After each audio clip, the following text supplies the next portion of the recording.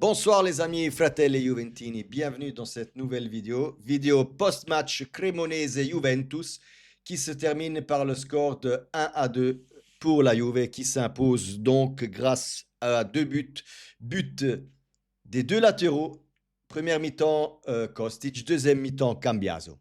Mais avant de commencer la vidéo, comme toujours, likez, abonnez-vous, commentez, activez la cloche, faites ce que vous voulez. En gros, faites ce que vous voulez. N'oubliez pas, hein, on doit arriver à 1000 abonnés avant la fin de l'année, hein. Je ne sais même pas combien on est, hein, mais il doit en manquer, quand même, il en manque encore au moins 200. Bon, bref, c'est pas grave, ça c'est autre chose. Oui, Cremonese et Juve 1-2 pour la Juve. Bon début en matière de la part de Spalletti.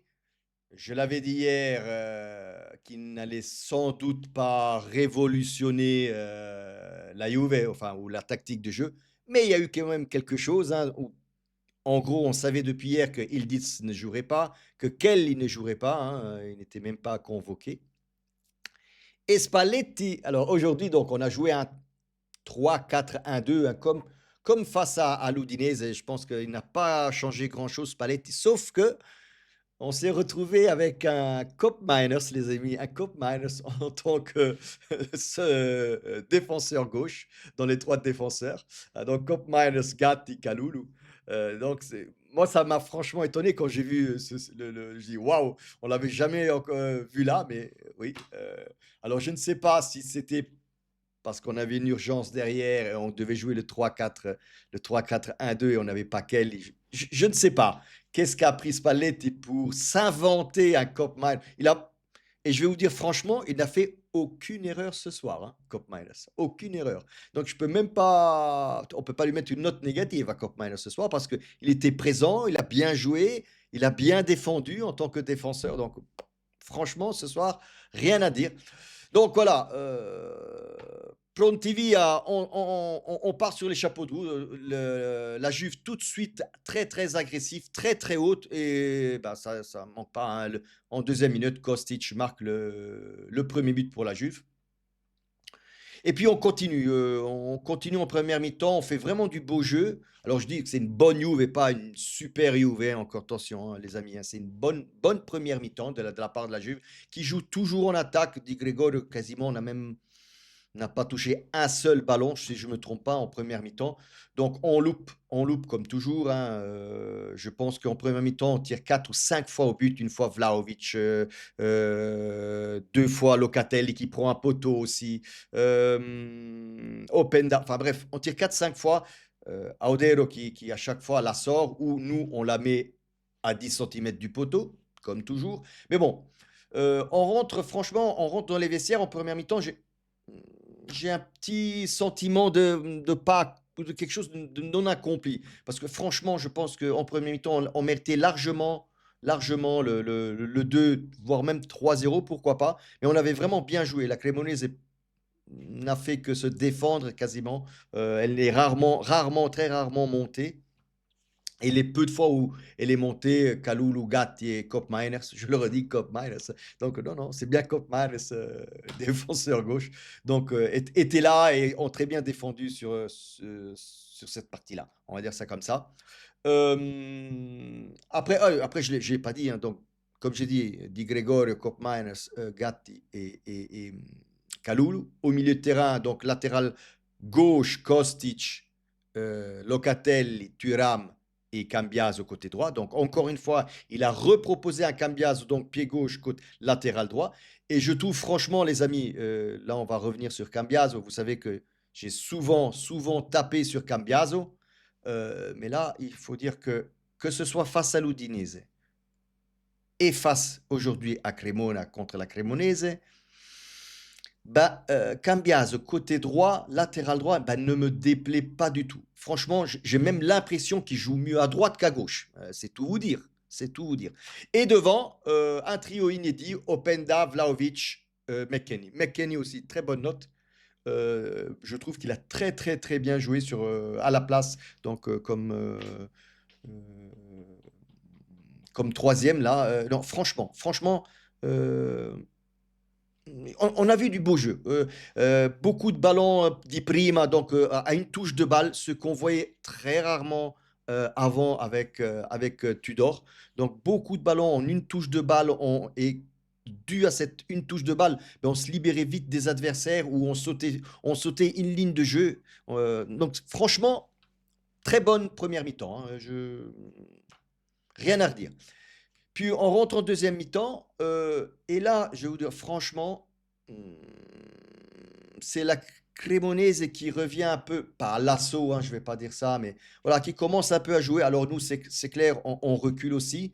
À un moment donné, on voyait bien que Openda a- et c'est pour ça qu'après, Spalletti a décidé du remplacement vers la 70e minute.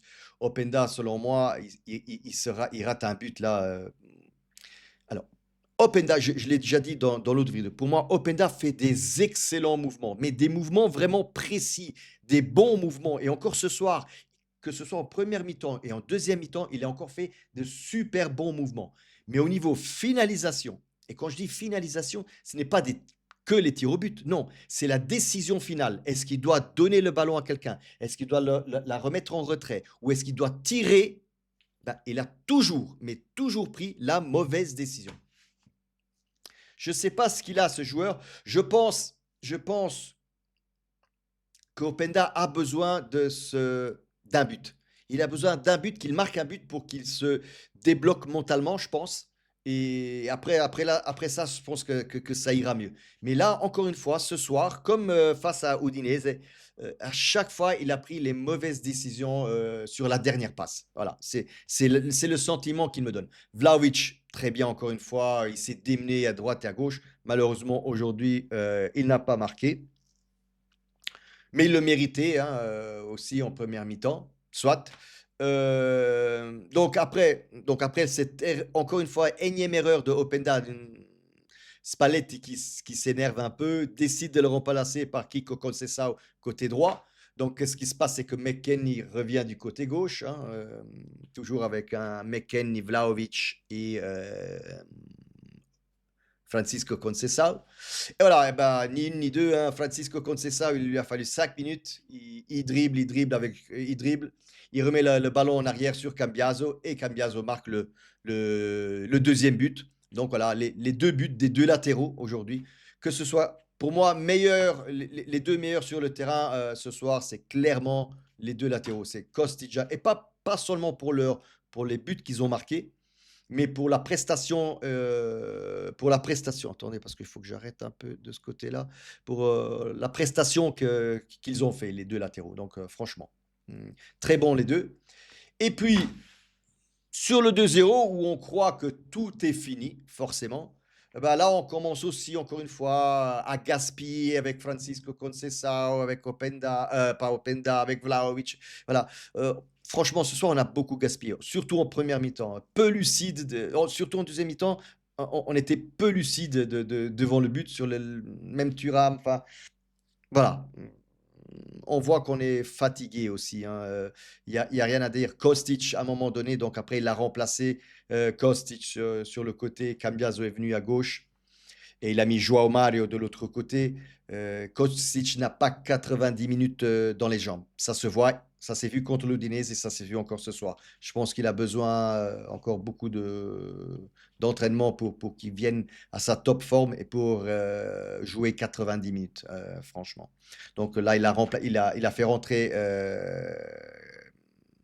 Joao Mario et il a fait aussi rentrer, il a remplacé Thuram avec Asdic, qui pour moi a bien fait. Euh, il a gardé la ligne haute, Asdic. Je pense que Spalletti, c'est ce que lui a demandé. Et puis arrive ce qui doit arriver, hein, les amis, à la 85e, 86e minute, je ne me rappelle plus exactement. Vardy, 40 ans ou 39 ans, je ne sais plus quel âge il a, Vardy, face à Gatti. Ben, il se fait déborder tout seul en défense. Et avec le concours